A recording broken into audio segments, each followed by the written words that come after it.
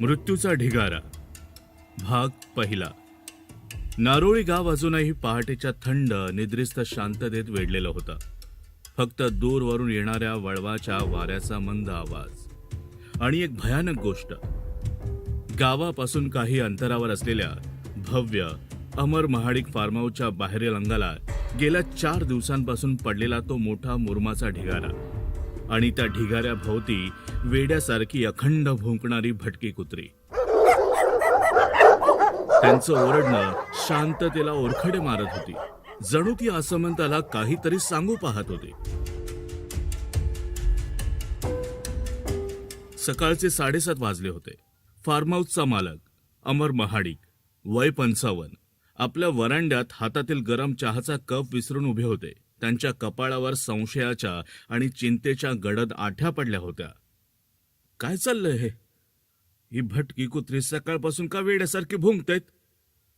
त्यांना तिथं काही सापडलंय का? नुसता मोरून तर आहे तो, मग अशी का भुंकतायत?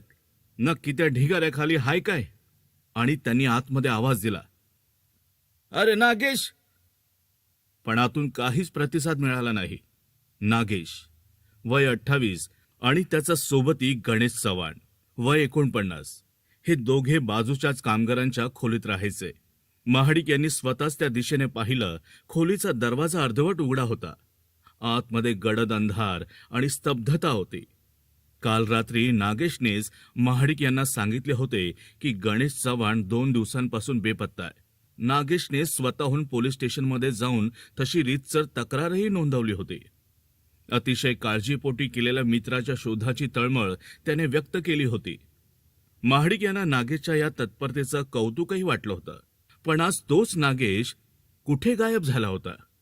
त्याची खोली रिकामी का होती? महाडिक यांनी एक जाड काठी घेतली आणि थरथर त्या पावलांनी त्या ढिगाऱ्याजवळ ते गेले. ढिगाऱ्यापासून येणारा किळसवाना सडलेला मांसाचा वास आता अधिक तीव्र झाला होता. तो वास मातीचा नव्हता. कुत्र्यांनी ढिगाऱ्याचा मध्यभाग बऱ्यापैकी उकारला होता. त्यांनी काठींनी कुत्र्यांना लांब हकललं आणि खाली वाकून पाहिलं. ढिगाऱ्यातून नुकत्याच उकरलेल्या लाल मातीखाली त्यांना मानवी केसांचा, रक्ताने माखलेल्या फाटलेल्या कपड्यांचा एक तुकडा आणि त्यावर माशांचा घोळका दिसला. महाडिक यांच्या तळपायाची आग मस्तकात गेली. त्यांच्या छातीत वेदना होऊ लागल्या आणि त्यांचा श्वास कोंडू लागला. बापरे, हा कोणाचा तरी मृतदेह आहे. नाही, हे काहीतरी विचित्र दिसतंय.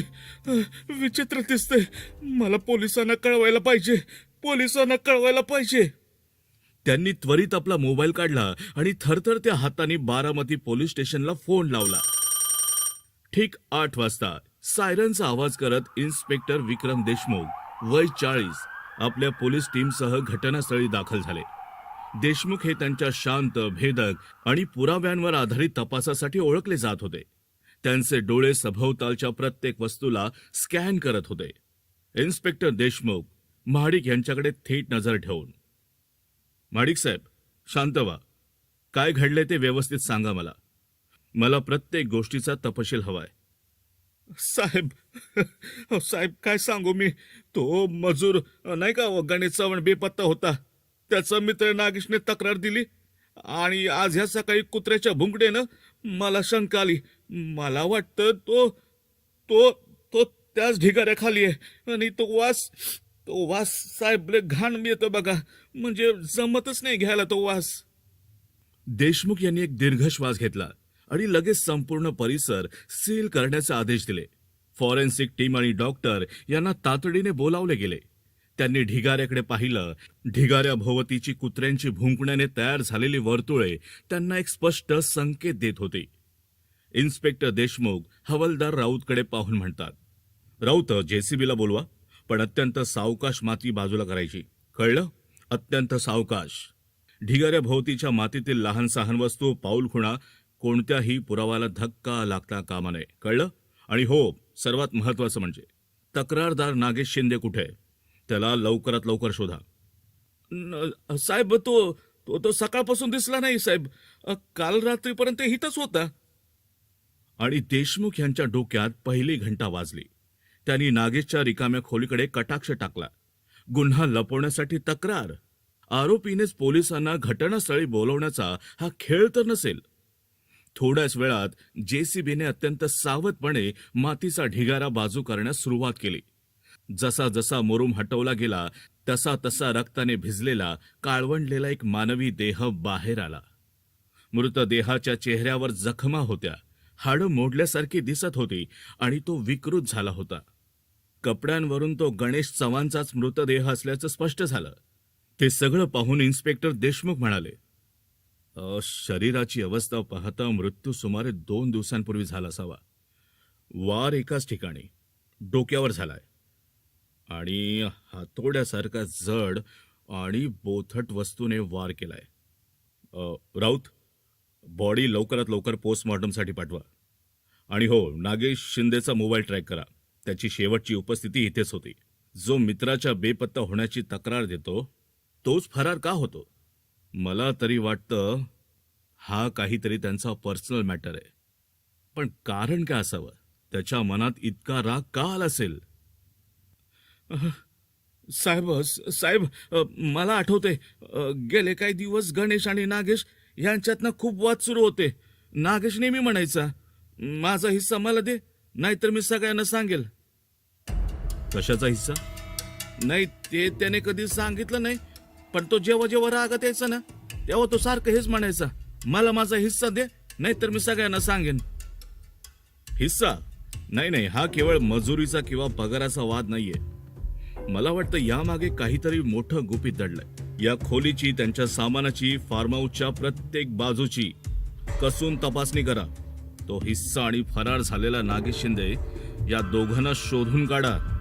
लवकर माती खाली पुरून कुत्र्यांच्या भुंकण्याने हा मृतदेह लवकर उघडकीस येण्याची शक्यता होती. हे नागेशला कळलं नसेल की त्याने हे जाणून बुजून केलंय. त्याने एवढी घाई का केली?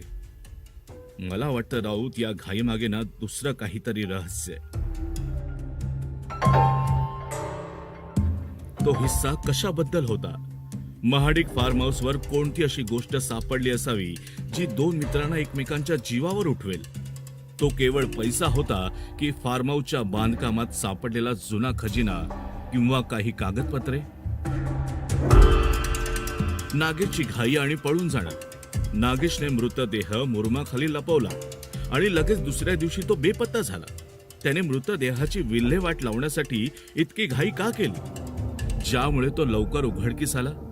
त्याला भीती वाटली होती की त्याने कोणाला तरी गणेश शिवाय हिस्स्याचे रहस्य सांगितले.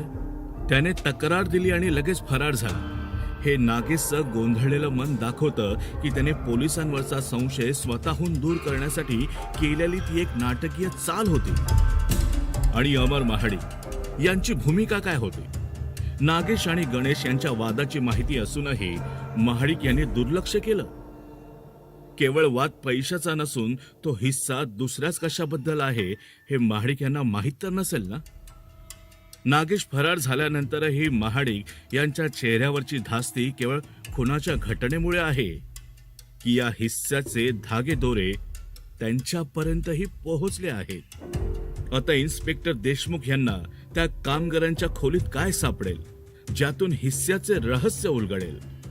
हे जाणून घेण्यासाठी ऐकत रहा या क्राईम स्टोरीचा पुढचा भाग, फक्त कथाकार कमलाकर या YouTube चॅनेलवर.